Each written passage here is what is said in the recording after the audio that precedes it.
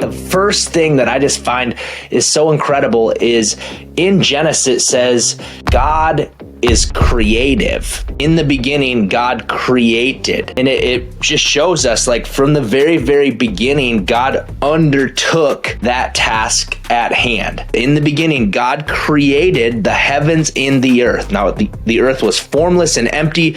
Darkness was over the surface of the deep, and the Spirit of God was hovering over the waters. And God said, "Let there be light." And there was light.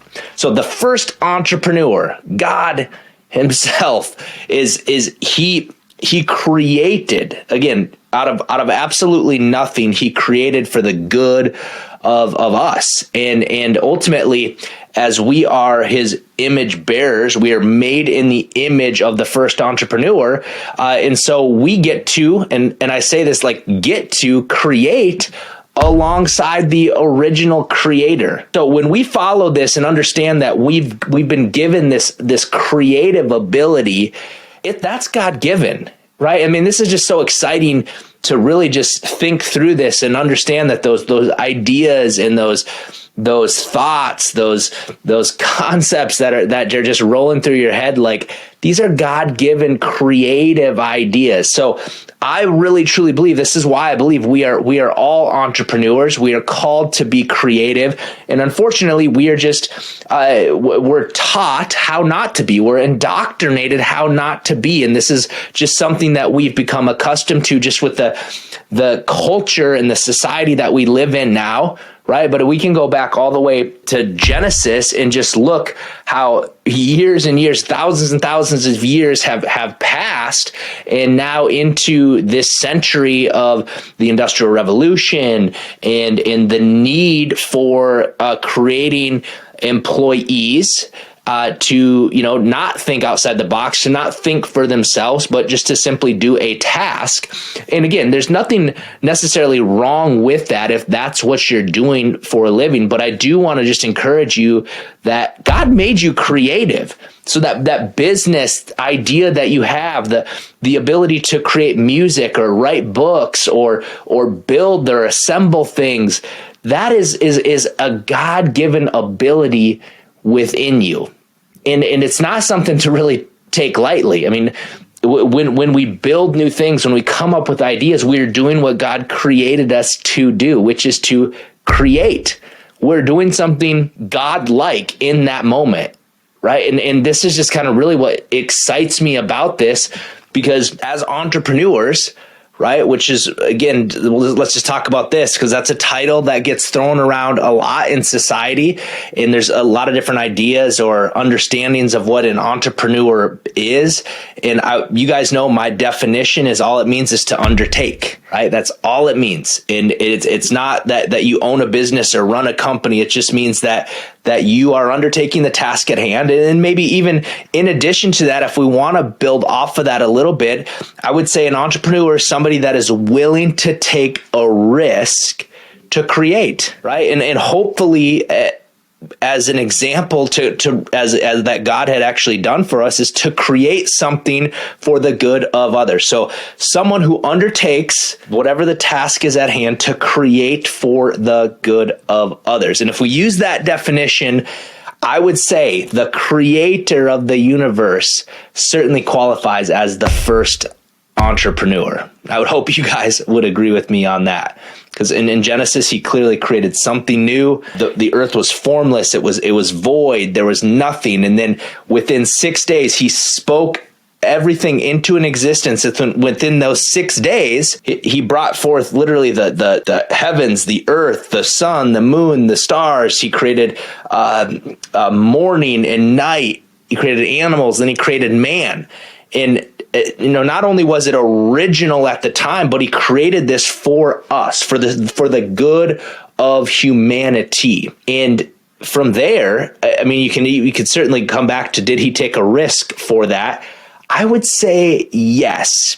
I mean, if this is God, if this is truly God and he is all knowing, he had to have already known that man would fall, right? So it's like, well, why would he even do this in the first place? Why deal with us? But he knew it was worth the risk, and I'm going to come back to this, guys, but I just want to ask you right now, like, the business idea, when you launch something new, a new podcast, a new book, is it going to be worth the risk for you? Now, I mean, God certainly, he risks something in a different way, obviously being all-knowing, right? But the fact that he did that, full well knowing that he was going to have to send his son to die the most horrific death on the cross to redeem us, he still did so.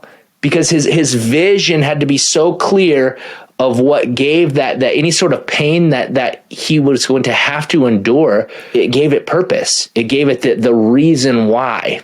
And so as he created us in his image, we have free will. God knew he was going to create us, knowing that it was going to cost him, that his vision is what gave any sort of pain purpose. It is so important not to take this lightly and really understanding, is what I'm about to undertake, is it going to be, have I anchored this thing to enough emotionally to something that's going to allow me to push through the pain, the stuff that's going to happen? Because, hey, if you're willing to undertake it, you got to be willing to go through some junk, because you're going to. And if you've never started a business before, let me tell you, you're going to.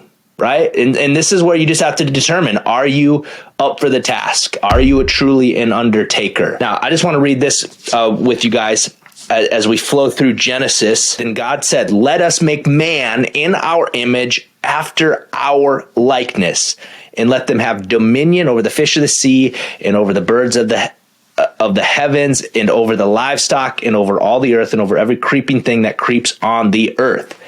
So God created man in his own image. In the image of God, he created a male and female. He created them. So Genesis 1:27 says that we are created in his image. What I really believe would be that the world would be be filled essentially with reflectors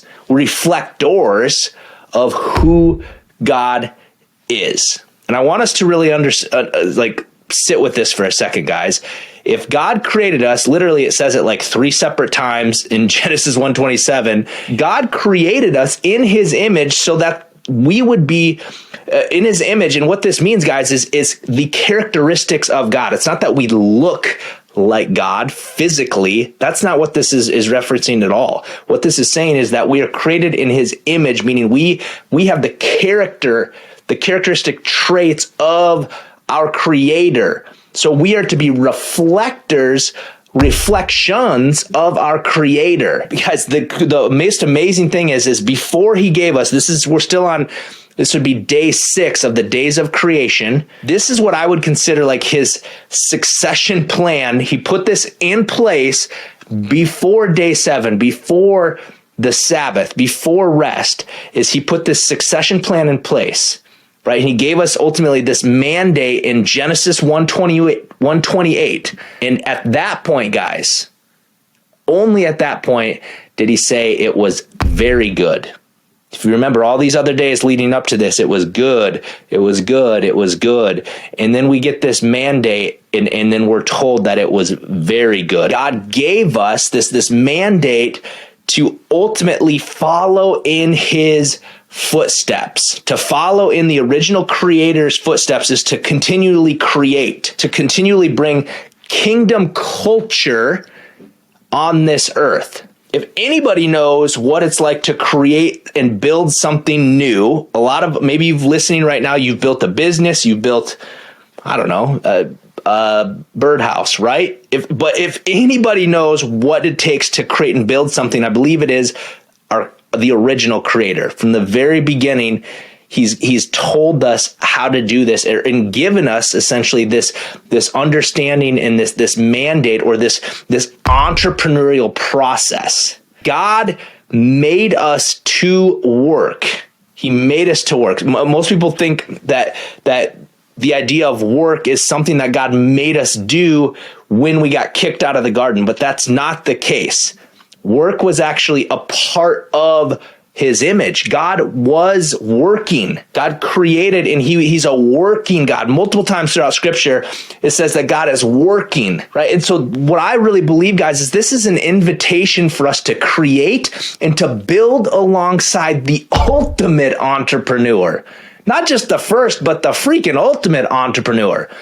And what if we actually had this mindset shift to understand that work is something that God actually gave us as a vehicle through which we can truly enjoy him, truly enjoy his presence. What made the Garden of Eden so special, it wasn't the absence of work. In fact, it was almost opposite. It was the idea that Adam, he was made to work, but it was the presence of this perfect co-worker, right? God and Adam worked together in the garden. There was a shared responsibility of what they were going to do and to care for the plants and the animals, and God and man shared that in the garden. And that is the perfect vision of work. Now, we sinned and we ruined it, unfortunately. But know that was the perfect harmony that God created, was us to co-create with him. And I really truly believe that was partly what God's intention was he's a worker, he's a creator. He essentially created us to co-create with him, to continually create in this process. He wants to create with us. So when we think about starting new ideas or new businesses, God wants to share his wisdom. He would love us to bring him in on these projects, these ideas. Guys, some of the greatest things that the visions and ideas that God has given me was simply because I just took the time to spend time with him and seek his wisdom. And how can we grow this thing best? And what can we create that would be for the good of others, that would be of value in the marketplace? He didn't leave Adam alone in the garden. He didn't leave him there just to tend it. And ultimately, I really believe that God, the same goes today, right? He doesn't ask us just to work in isolation and not invite him into this process. When God talks about bringing the kingdom on earth as it is in heaven, that's the understanding. God's rule and reign. Remember, the kingdom, his rule and reign on earth as it is in heaven. We actually get to, when we operate in that and under that submission to him, we actually get to co-create with him.